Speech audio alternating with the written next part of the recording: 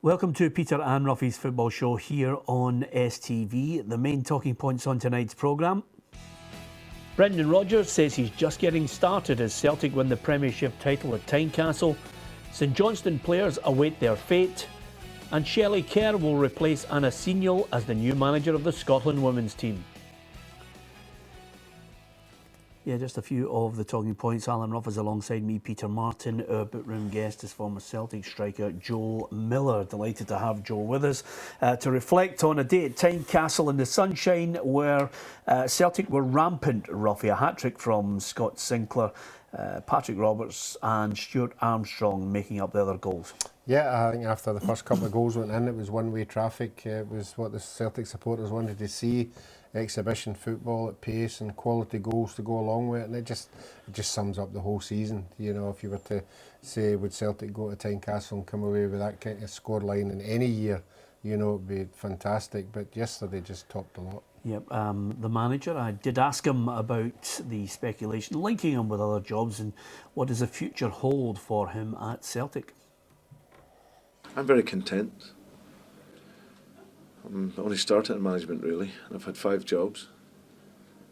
So I'm thinking at some point I need to just stay calm.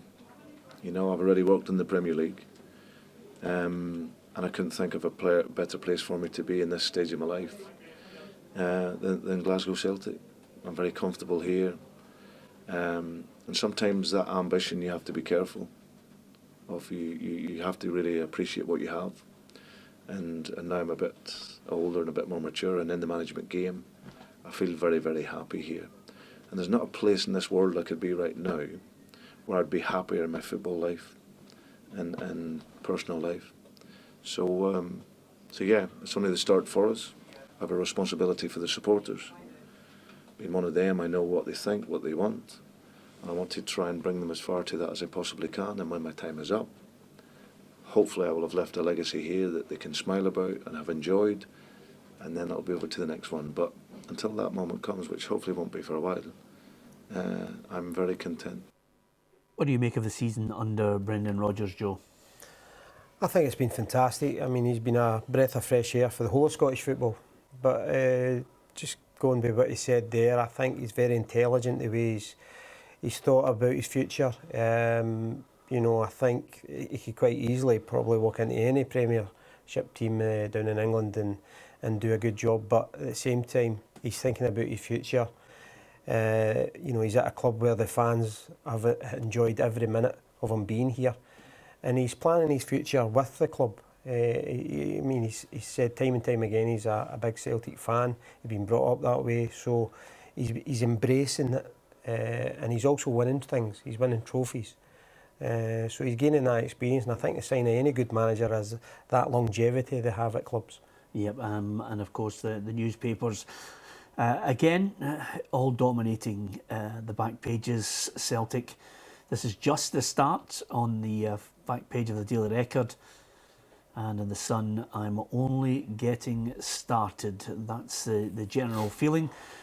I think Celtic fans will be more than happy with that. And the Celtic captain, Scott Brown, was glowing in his praise of the manager. He's making Lennox Town a better place. We've got a new pitch at Celtic Park, so he's got ambition here and he wants to be here. He wants us to get into the Champions League next year as well. And that's the kind of manager he is. He's always pushing boundaries as well, and he's wanting people to up their game, whether they've had an exceptional season. It doesn't stop there. You've got to push on next season as well. Well, he's been galvanised. Who else has been a standout for you, Ruffy? Oh, I think you have to look at Stuart Armstrong. We all know he was a good player at Dundee United. He wasn't the first big player to come from another side to go into a team like Celtic. Not worked for him right away, and everybody was having their doubts. But he worked hard, and I think that's what seems to be happening behind the scenes. I think the players that haven't been working for them early on have dug deep, and the coaching that he's got, the belief that he's gave them, they come back better players. But I think Armstrong's a big one for me. Yep, another man who knows Brendan Rodgers well is Scott Sinclair. His career really has been reignited under the Celtic manager. He also mentioned yesterday that the performance coach that he has actually worked with since his Aston Villa days, Jag Shocker, has played a big part as well, and that's why he's celebrating this title win. I think it means so much to me because obviously the amount what I've been through for the last few years, sort of not knowing, where my career's sort of going to end up. Getting relegated from Villa sort of was tough, and sort of not knowing, where I was going, and it's quite, at a stage where your footballing career where you think, it's frustrating when you can't show your attributes and what you do in a team. So, it's great that I've come here and I'm showing that week in, week out. On the flip side of it all, Hearts in the end were there just to make up the numbers. I thought they were poor. I think I'm really interested in how they're going to, move on in the summer. The signings are going to be key for Ian Cathro, Joe. Yeah, it is. He's come in at a difficult time, and there was a transition period where he's bedding himself in. He's trying to get his ideas across. But they just haven't worked out, to be honest with you. I think he's got a long way to go. I think they've got a lot of sorting out to do at Tynecastle. He made a comment yesterday there wasn't 5 goals in it. He didn't think that reflected the game. I think he's correct in that. I think it should have been more. I think Celtic could have, quite easily took 3 or 4 off them, 3 or 4 off them, and I just think they've got a long way to go next year. Yeah, here's Ian Cathro's thoughts on the game. Two teams that were strong against each other. I think we've probably had more chances in the first half, but what they've got is some individual players who are of a very high level, and they step up, and the game, of course, is impacted by that. We continue to fight, we continue to push. Towards the end of the game, I think it becomes a little bit, let's just say the scoreline nowhere reflects the majority of that game of football. If I was analysing them there at Tynecastle, Ruffy, I think they lack a bit of bite in midfield. I don't think they've got someone who grabs the game by the scruff of the neck. I think Walker really yesterday looked like the only player who had a trick, who could actually go and punish teams. I think, other than that, they had, chances from set pieces, but nothing that really Johnston didn't threaten. They don't look as if they've got something in the final third that's dangerous. No, I thought there was, I know this might be hard to believe, but I thought it was a Hearts team with no fight in them, and sometimes when you buy that many players in, obviously foreigners, a lot of them, not all of them, but I thought they were poor. I thought they just threw in the towel, and obviously they had an initial, when they came into the team, they looked good, but from then, they don't look even anywhere near the team. And what's happened now is everybody's saying, let's give him time, let's this. What he's done now is the start of the season. If he continues in this role of, see the first 3 or 4 games, he will be judged immediately. He won't be given any time.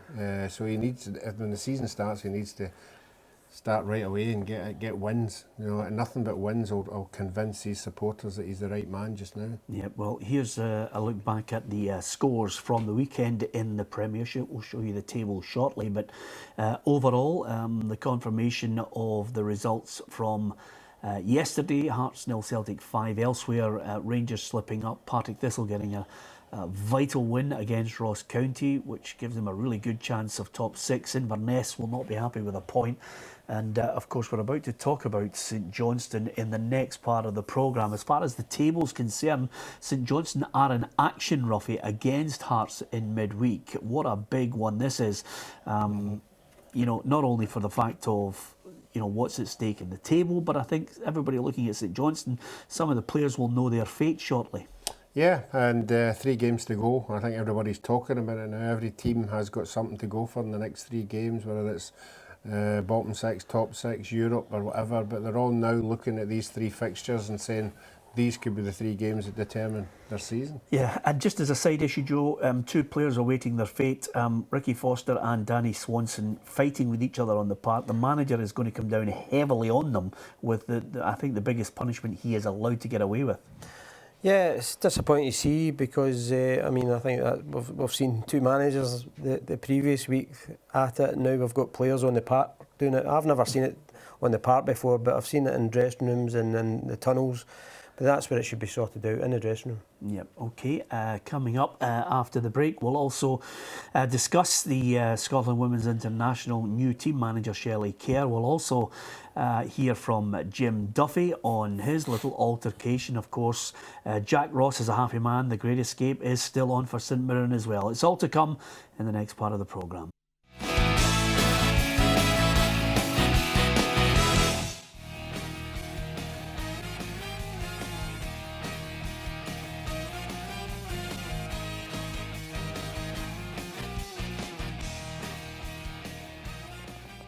Yeah, Scott Sinclair have been on fire for Celtic. Just wondering, PFA Player of the Year awards coming up fairly shortly. Who do you think is going to get the nod, Ruffy? Well, obviously early on, Dembele was the one everybody was talking about, but he's been left out of games here and there, and it's always important that you're scoring goals just when the voting papers come out. And I think Scott Sinclair, will be well up there. He would get my tick. I think he's been very consistent all year. I think he's been, you know, even when there's games, when there's been a wee bit of lull, he's always got that wee bit special. So I definitely think he'll be in the 4 that's nominated, but he would be my winner. Yep, okay, let's switch, Joe, to you. Who do you think will get the nod? I think Armstrong. I think he's probably been the most improved player this season. You know, it's not that he was a bad player when he arrived. I think he's just, his whole overall game, he's took that midfield on, scored a lot of goals from midfield. I think he's scored 12, 13 goals now. So he's got to be in the run. He's also been capped. You've seen how well he played in his first international match. So I think things can only get better. And if you give a player like him his just rewards, then it will only get better in the next few seasons. Here's a look at the Premiership table from the weekend results. This is how it's looking. 10 points the difference, Ruffy, between Aberdeen and Rangers. There's obviously games this midweek as well. And as you can see at the bottom, it's mightily tight between Hamilton, Inverness, Motherwell and Ross County, possibly in there as well, Dundee. Anyway, you can see Rangers pegging back that 10-point difference? Well, again, you've got to look at the evidence of the weekend. You know, they were pretty poor in the first half. Yeah, they rallied again in the second half, but by all accounts, their star man was their goalkeeper. So that says something to me, that things aren't firing on all cylinders the way it should be, particularly at home. I think one of the Motherwell players, I think it was Scott McDonald, said the fear factor's gone of going to Ibrox now. So that's something that Rangers will have to get back again. I think it'll be very, very difficult. It's up to Aberdeen. I don't think it's up to Rangers, who determine who finishes second in this league. Okay, in the Championship there were some really interesting results. All eyes on New St Mirren Park, where the Saints were taking on Ayr United in the battle at the bottom. Jack Ross has galvanised the side, and suddenly the St Mirren manager feels as if the escape from that relegation is on. The message we stressed beforehand is we've had to work incredibly hard to be alive and kicking at this stage of the season, because a few months ago we were cut adrift, we'd been written off. It's been an enormous amount of hard work, but we didn't want that to go to waste. We don't want it to go to waste, so it's a case of continuing to do that on a week-to-week basis. We're still in the most difficult position in the league, we understand that, but there is a huge amount of belief and optimism within this group, the group and the club, you know, that we can continue to play in the manner we are.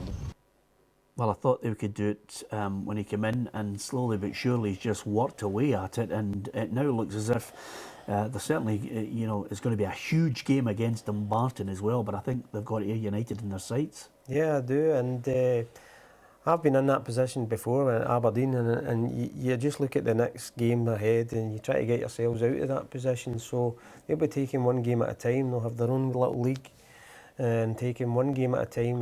But you know, he's definitely, you know, his influence has come into the side now, and he's got them all fighting for him. Yep, Ruffy, can you see it happening? Well, I can see it happening now. In football, we all talk about momentum, and they've certainly got it, and racking in goals, you know, where they weren't before. Confidence will be absolutely high, but you're right, this game against Dumbarton this year have proved to be the team that's not going to lie down to anybody. They're all going to fight for each other, and they've been getting results that nobody expected throughout the season. Yep, and Steve Aitken, the Dumbarton manager, keen to prove even the doubters wrong. There's 6 games to go, and the way the parts are, it's maybe not a bit pretty football. It's about getting results. The players dug in deep today, and I said against a good Morton side. And what pleased me was they never want to give up. This group of players want to keep on going and try and prove a lot of people wrong who tipped us at the start of the season to be relegated. And we've given ourselves a chance with 5 games to go. What a cracking match that's going to be at the weekend. Another match that I think we'll be keen to keep our eyes on, guys, has to be Morton Capello against Hibernian. This is what Jim Duffy had to say. Obviously keen to try and avoid inflaming the situation any more than is possible between himself and the Hibs boss Neil Lennon, but he admitted he does have regrets about the altercation. Of course I've got regrets. I shouldn't have reacted the way I did. So I've already made that statement out that I was embarrassed with my conduct, and I am embarrassed and I was embarrassed. So I've admitted that, and it's out of character, and let's hope it doesn't happen again, because as I said, it's not something I want to see when I see myself. I say that it's something I wasn't best pleased about. I still think there needs to be a call made, Joe, to try and take the sting out of this one. Yeah, I'm sure both managers are mature enough. I'm sure they'll shake hands before the game, but I think it just shows you that there's still passion there and the fire in the belly, that both managers are up for it.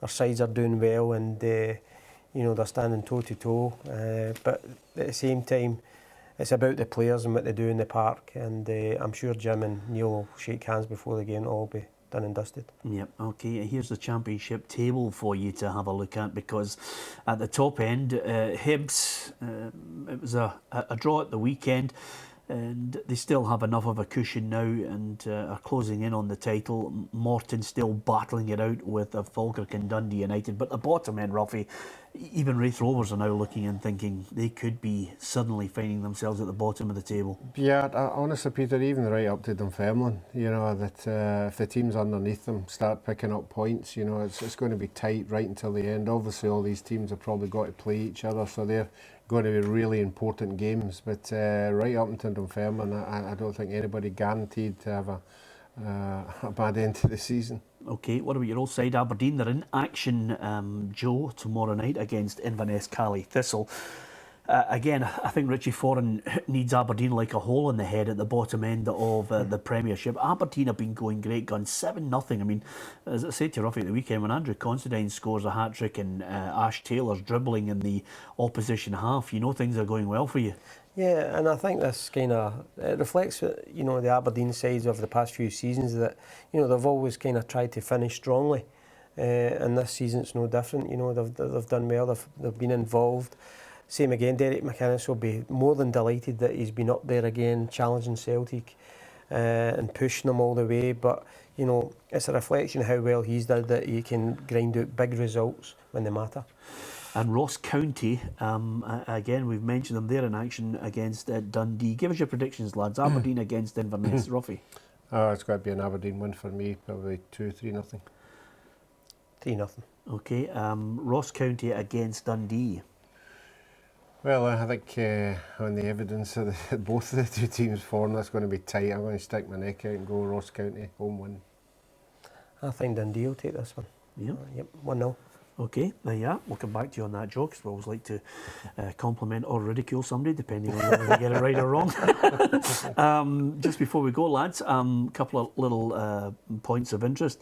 First of all, Shelley Kerr, she was at Stirling University. Of course, there was her link with Arsenal ladies as well. She's going to take up the post as the Scotland Women's International Manager after Anna Senior says farewell after the Euro Championships in the summer. Yeah, we've got to be seen to be improving, and certainly she's got all the CV to go with her. We need to keep the Scotland team, got big games coming up, big international games, and it's amazing how much they have progressed, and I'm sure she'll add something a wee bit different. Yeah, I mean, Anna Senior's credentials are well documented in what she's achieved over a decade.